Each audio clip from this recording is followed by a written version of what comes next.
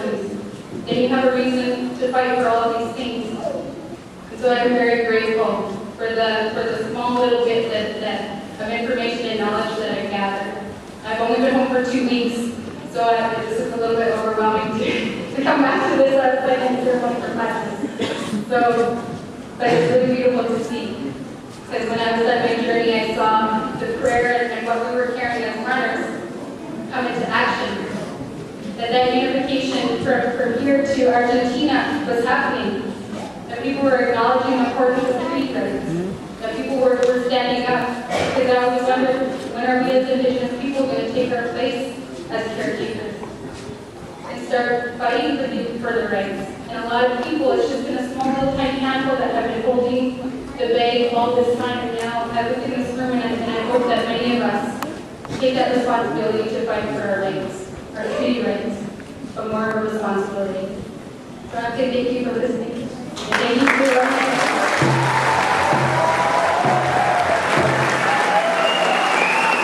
When we were in Guatemala, they talk about the sixth sun. So that time is now.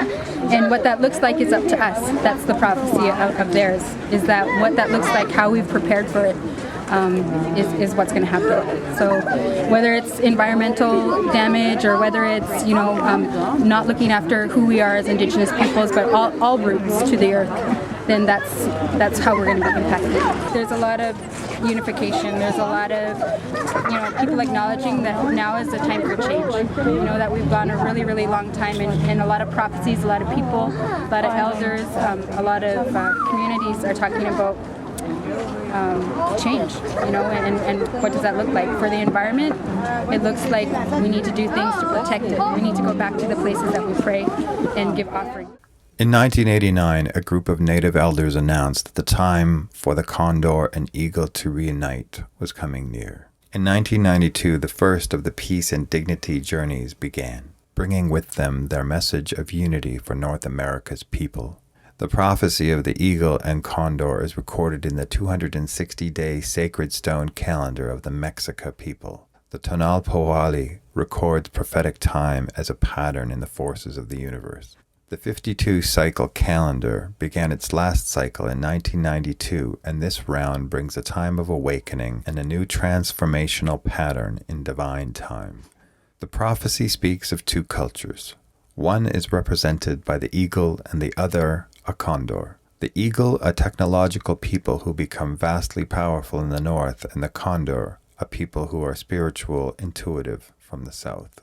When the eagle and condor reunite, people of the world will be liberated and there will be peace.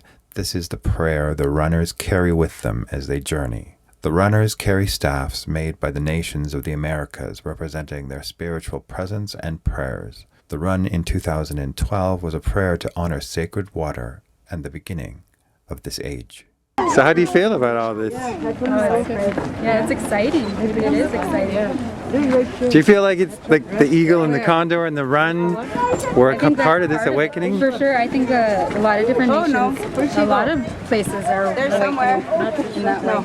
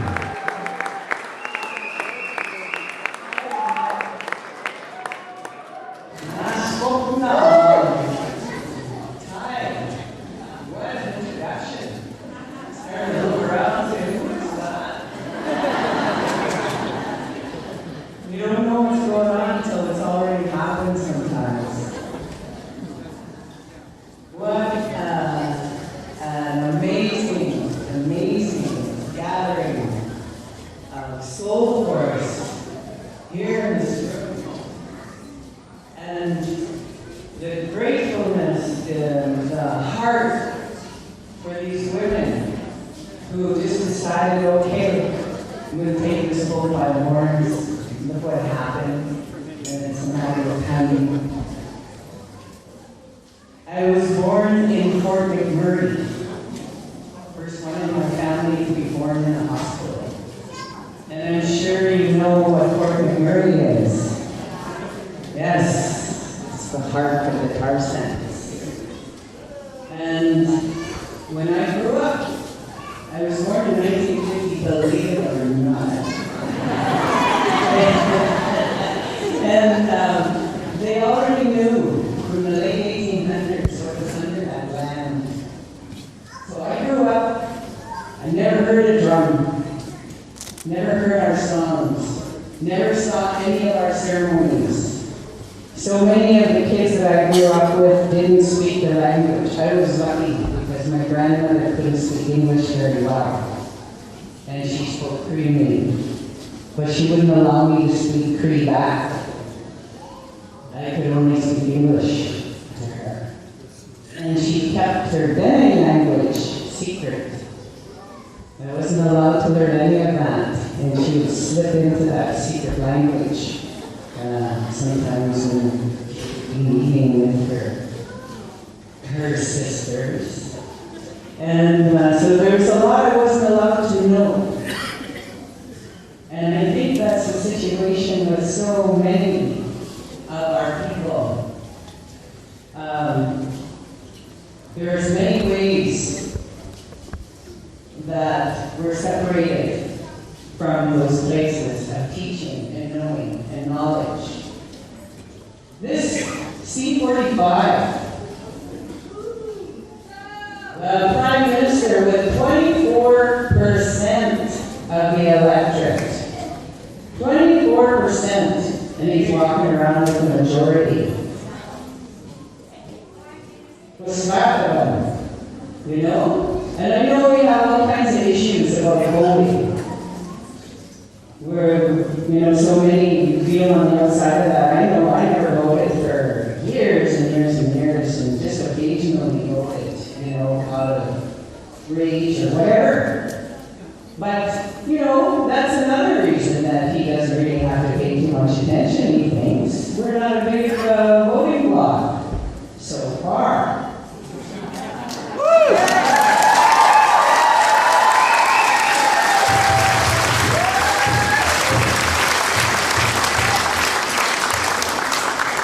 So we're well aware of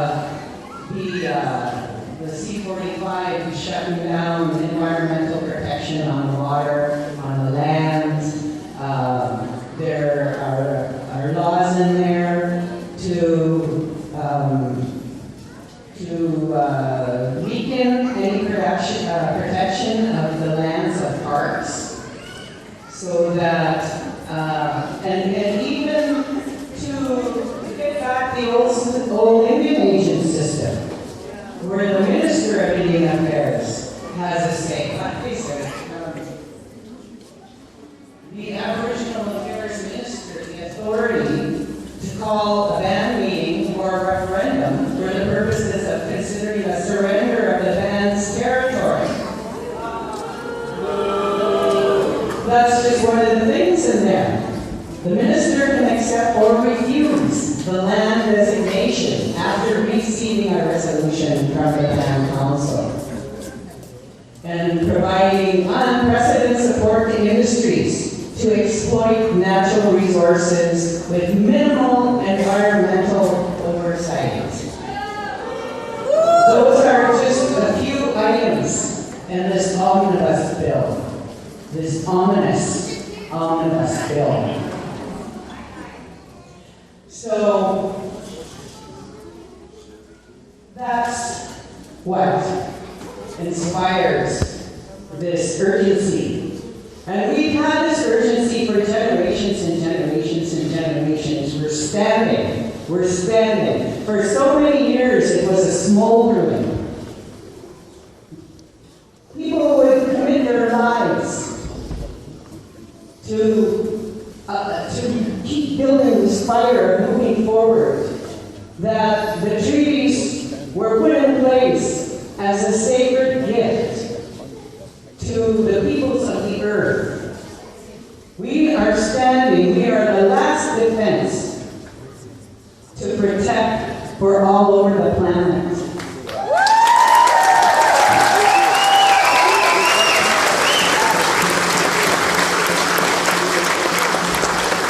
in Ecuador and Bolivia. In Ecuador particularly, it's already in play. Laws to protect Mother Earth. And this couple actually litigated on that legislation because there was some dumping going on in the river by their property that was smothering the river. They took it to court, and because of the laws there to protect Mother Earth, they won their case.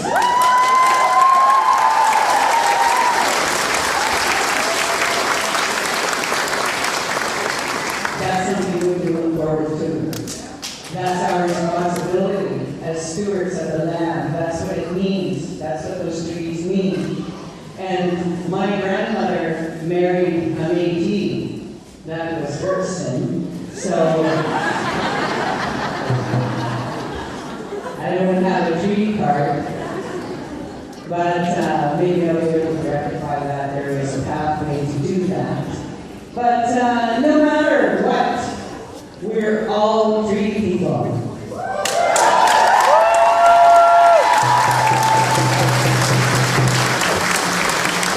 No matter what culture you come from. You come from Italy, you come from Germany, you come from Barbados, you come from anywhere in the world.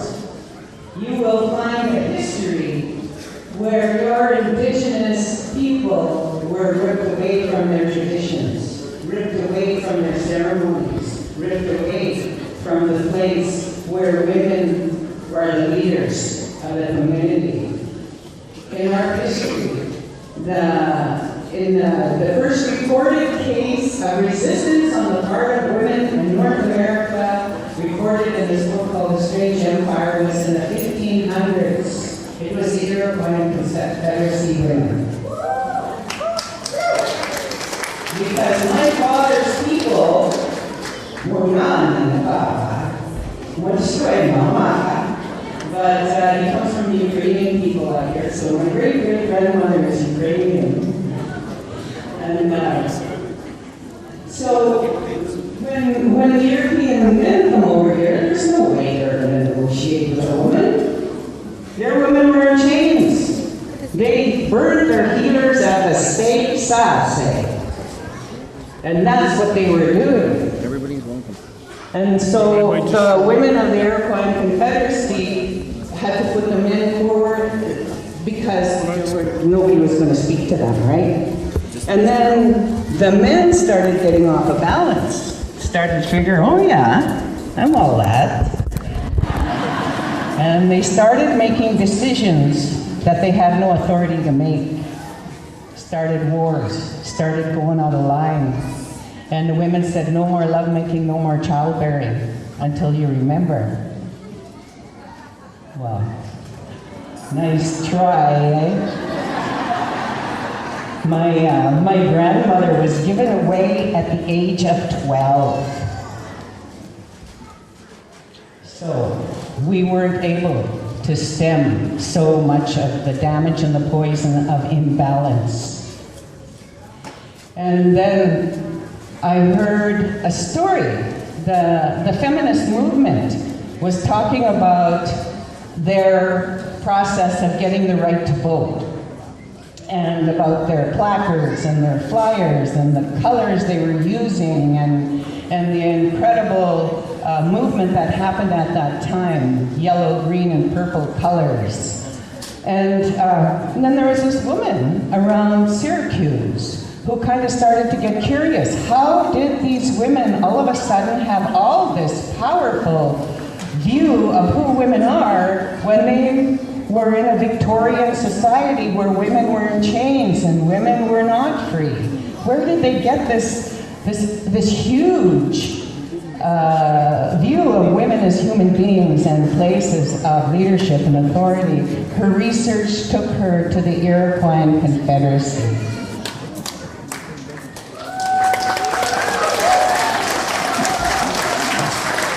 That feminist movement was inspired by the Iroquois Confederacy. Those colors are wampum colors, yellow, green, and purple.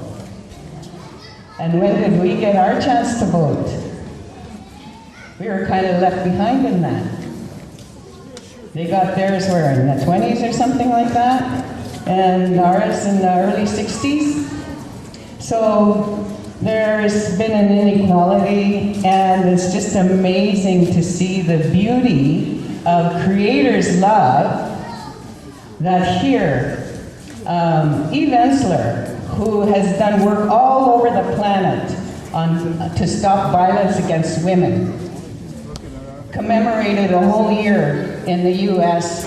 dedicated to Indigenous women because she had never seen the violence. The number of women in one culture had so much experience with violence against women, more than all the other cultures combined, and that's some wicked, wicked, wicked violence.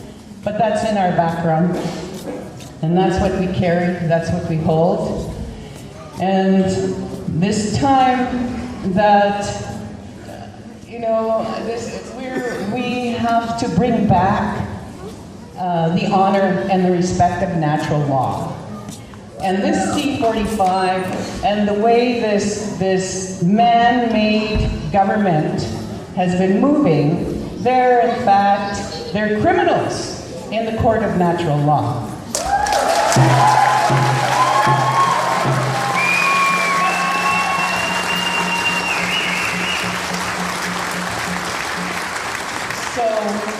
I think it's really important, those who have put their lives on the line for us to be able to stand here and have this much fire. When this fire sparked and Idle No More just ripped around the planet, it was like we had been a ground fire for hundreds of years. Ground fire, people putting in their life work. I know we have lots of ancestors that are with us right now.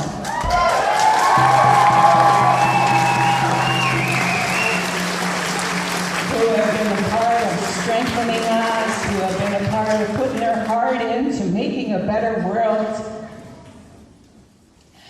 And here we are. And they're holding us, and they're keeping the fire going, and we keep that fire going. And it's a thin, thin, thin wall. Those who have left us in good health, and we know, okay, I can see you, you never quit, you're not going to quit on the other side either. You just went there to shed the physical, to be able to work more loose. And then we have people like my mother, who died in violence, grade 4 education. She had a crippled leg. She had no voice. And this is one of the things that inspired me to go and look for a voice. Because there's so many people in our community that didn't have a voice because of the oppression that we have lived through, generation after generation after generation. And I want to say this to all the cultures that have been torn away from the earth, torn away from their relationship with creative force, that we're all in this together. Our Mother Earth needs all the water that's at her core. That makes us all allies. We're all fighters of the land.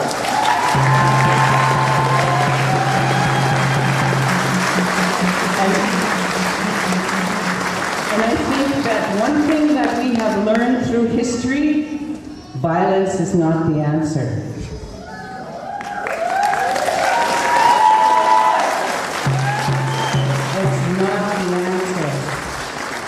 Since where in prayer and ceremony was violence to wisdom and advice. In Papa's Chest, there's a story of Papa's Chest in Edmonton when they were building the railroad through. And the white people came east. There was negotiations going on back and forth, trying to get something done legally in council, but there was no way that they were going to move the railroad to the other side of the river and respect Papa's Chest or summer camp. They just weren't going to do it. And so the white guys are the ones that came in the night and set fire to Papa's Chest people's teepees. And then the Braves got upset. They wanted to go to war. So Papa's Chest went into a shaking tent, and came out and said, you can go to war. But these people are blinded and deafened by greed. And they have way more men, they have way more artillery than you can even fathom. So you can stand and fight, it's not going to do you any good. But there'll be a generation of their children who will be our friends. So we are standing here.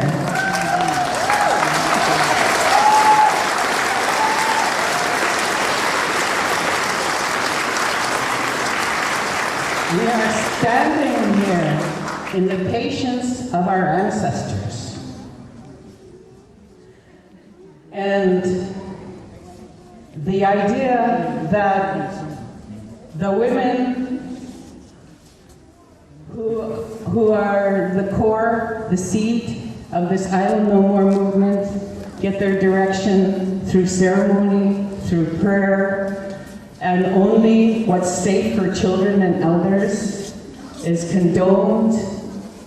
This is our weapon. Peace is our weapon. No matter, because there's lots of poison that has to come out of that ground wire. Lots of racism and horrible fear and women as leaders being absolutely disdained.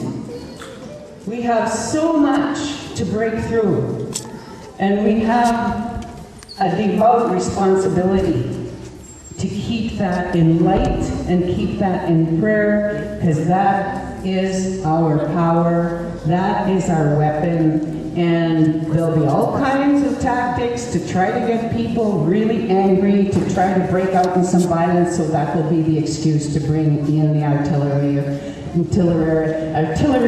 and to start filling those prisons they already started building when they recognize that it's the Indigenous element that is going to protect.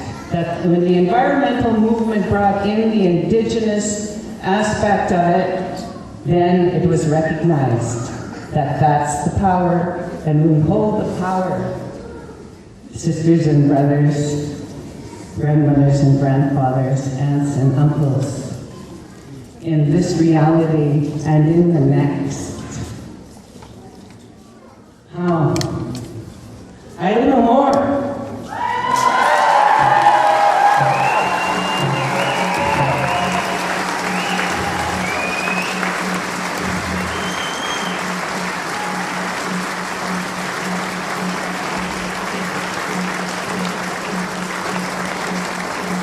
Very good.